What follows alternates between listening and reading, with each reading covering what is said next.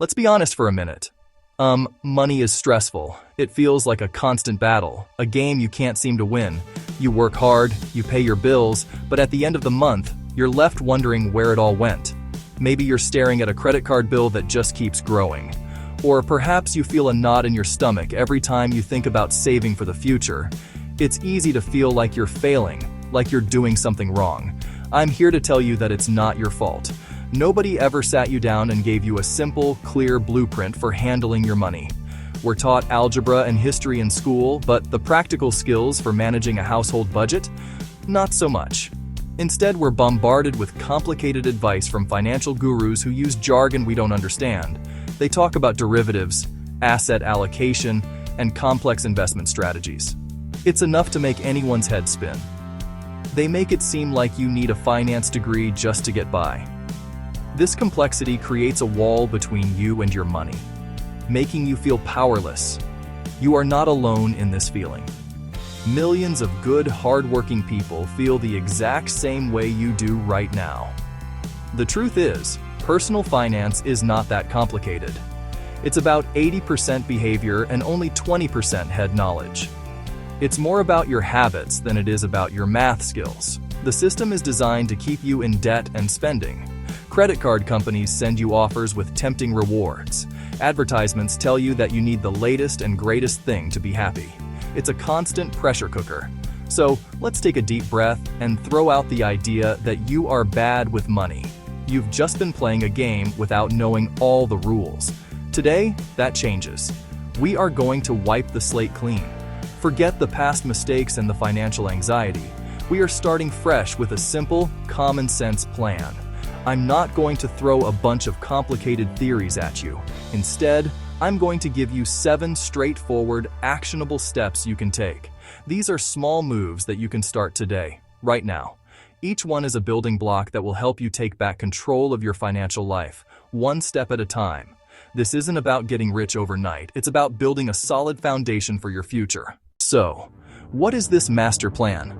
It's not a secret formula or a get-rich-quick scheme. It's a series of simple, practical money moves that add up to a big change over time. Think of it as a 15-minute money reset. Each chapter of this guide will walk you through one clear action. We will start by building a small emergency fund to protect you from life's little surprises. This is your first wall of defense, the thing that stops a small problem from turning into a big crisis. Having that cash buffer will change the way you sleep at night, I promise you. Next, we will set up a simple budget that actually works. Forget the complicated spreadsheets and confusing apps. I'll show you the 50, 30, 20 rule, a straightforward way to tell your money where to go so you're not left wondering where it went. Then, it's time to face the debt monster. We will use the debt snowball method to build momentum and knock out your debts one by one, from smallest to largest. You will see progress quickly, which is the key to staying motivated and winning this fight for good. These first 3 steps are the pillars of your financial house. After we build that strong foundation, we will move on to other powerful moves.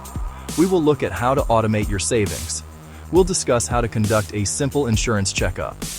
We'll even talk about planning for retirement in a way that doesn't feel overwhelming.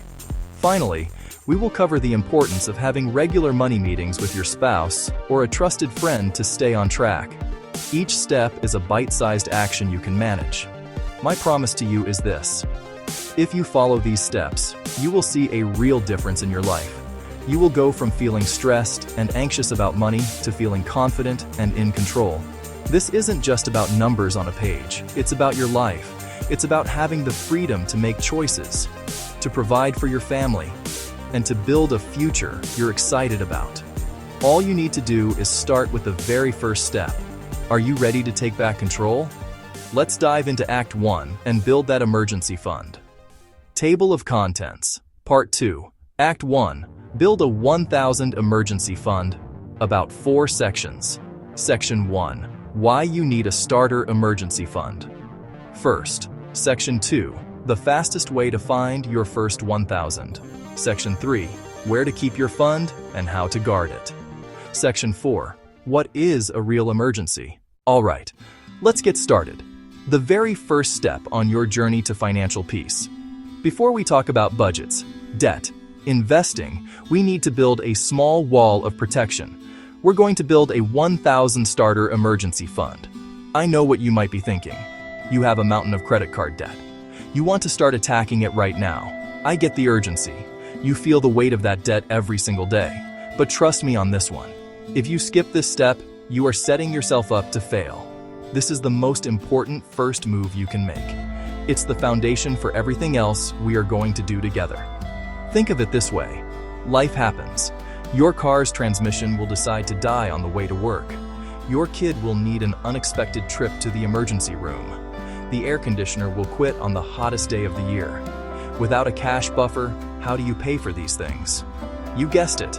You reach for a credit card, and just like that, you've dug yourself into a deeper hole.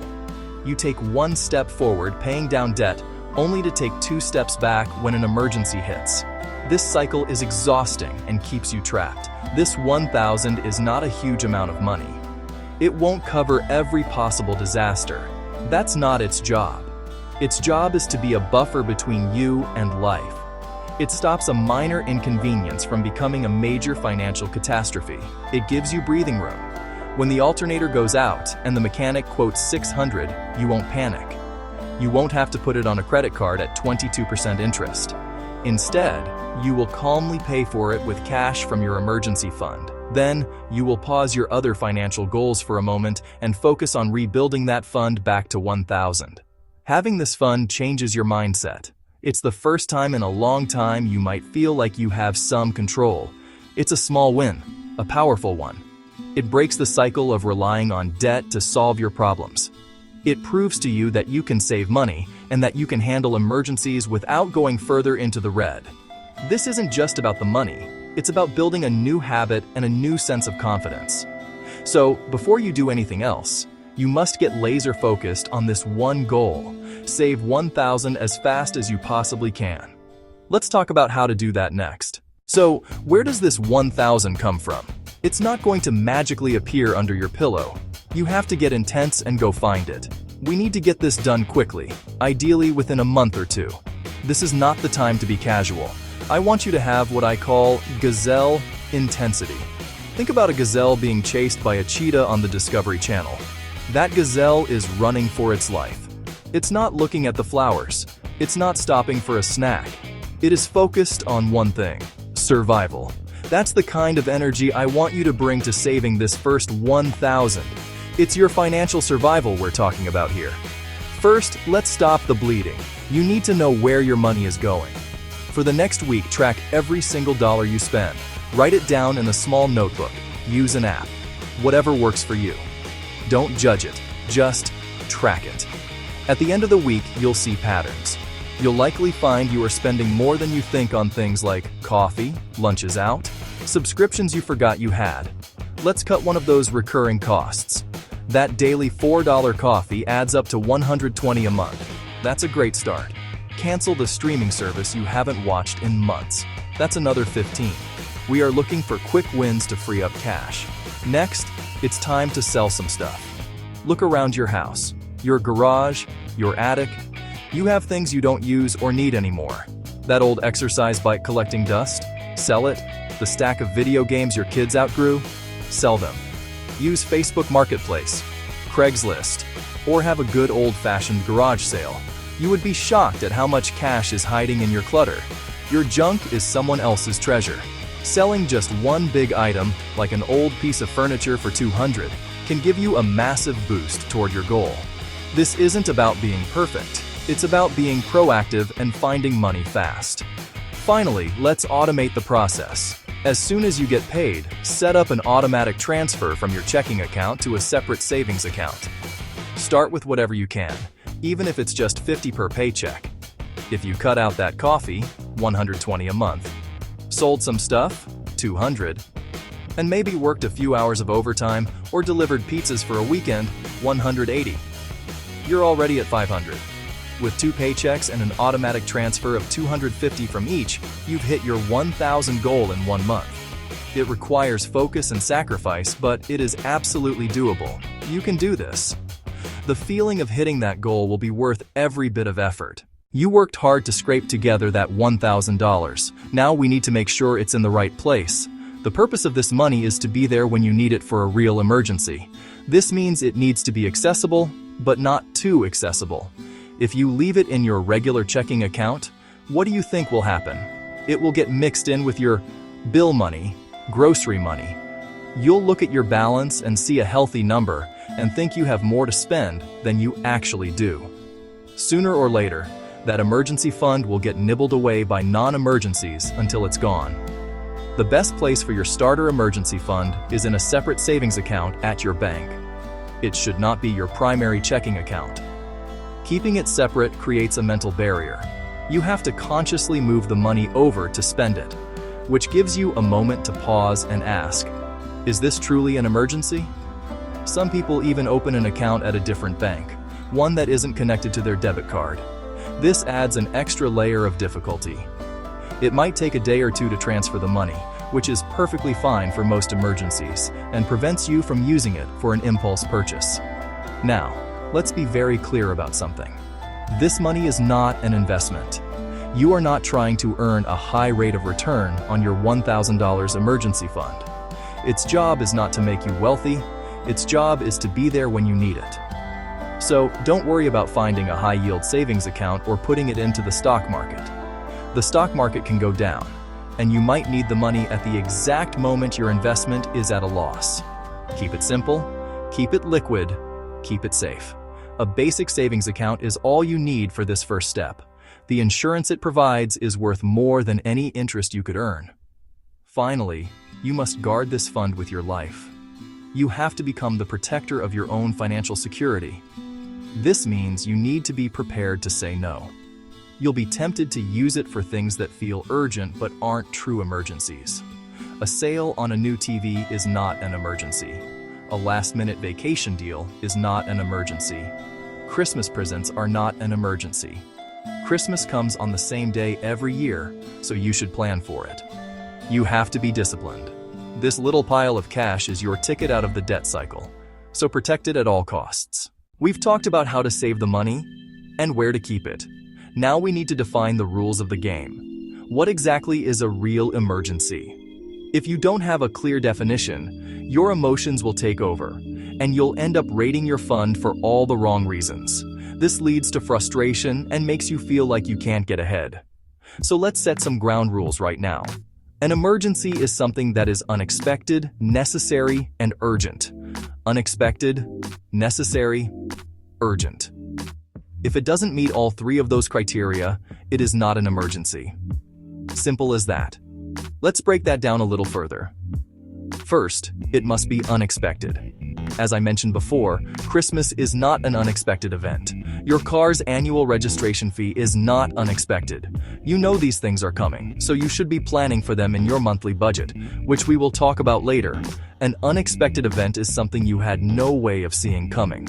For example, your refrigerator suddenly stops working, or a tree branch falls on your roof during a storm, and you have a leak. Second, the expense must be necessary. This is where you have to be really honest with yourself. A great deal on concert tickets for your favorite band is not a necessary expense. Your life will go on if you don't go. Upgrading your phone because a new model came out is not necessary. A necessary expense is something you must pay for to maintain your life, health, or ability to work. For example, if your car breaks down and you need it to get to your job, repairing it is necessary. If a tooth cracks and you are in severe pain, a trip to the dentist is necessary. Third, it has to be urgent. This means it requires immediate action. A leaky roof cannot wait. A broken down car that you need for work cannot wait. These problems need to be solved right now to prevent a worse situation from developing. On the other hand, wanting to replace your worn-out living room carpet is not urgent. It might be necessary eventually, but you can live with it for a while and save up for it. It doesn't require you to drain your emergency fund today. Is it unexpected? Is it necessary? Is it urgent? By asking yourself these three questions, you create a filter that protects your fund and keeps you on track. Table of Contents, Part 3, Act 2. Use a simple budget and the 50-30-20 rule. Section 1. What is a budget, and why it isn't a bad word? Section 2. Introducing the 50-30-20 rule, a simple blueprint. Section 3. Calculating your numbers, a real-world example. Section 4. The quick start budgeting method, pen and paper. Section 5. Sticking to the plan, how to make your budget last. Okay, you've built your $1,000 starter emergency fund. That's a huge win, and you should feel proud. You now have a buffer between you and life's little hiccups. Now it's time for Act 2, the budget. I know. The word budget can make you cringe. It sounds like a diet for your money. It brings up feelings of restriction, of being told no, and of having all the fun squeezed out of your life. For years, you've probably associated budgeting with complicated spreadsheets, endless tracking, and feeling guilty about every dollar you spend. It's no wonder so many people avoid it altogether. But I want you to change your perspective. A budget is not a straitjacket. It's not about restriction. It's about freedom. A budget is simply a plan for your money. It's you telling your money where to go instead of wondering where it went at the end of the month. It's the tool that lets you take control. Imagine planning a road trip. You wouldn't just get in the car and start driving aimlessly, hoping you end up somewhere nice. You'd look at a map. You'd decide on a destination. You'd plan your route. A budget is the roadmap for your financial journey. It ensures you reach your goals, whether that's getting out of debt, saving for a down payment, or just sleeping better at night. Think about it this way. Every single successful business in the world operates on a budget. They have a plan for every dollar of income. They know what their expenses are. And they make intentional decisions to become profitable. Your household is the most important business you will ever run. Don't you think it deserves a plan? When you don't have a budget, you are letting your money control you. You are reacting to bills as they come in, swiping your card and hoping for the best. This reactive approach is what creates stress and anxiety. A budget allows you to be proactive, to be the boss of your own money. So let's throw out the old negative ideas about budgeting. This isn't about cutting out everything you love. It's about being intentional with your spending so you have money for the things that truly matter to you. A budget gives you permission to spend. When you have money set aside for eating out in your plan, you can go enjoy a nice dinner with your family completely guilt-free. You know the money is there, and it's not taking away from your ability to pay your rent or save for the future. It's a plan that empowers you to live the life you want, both today and tomorrow.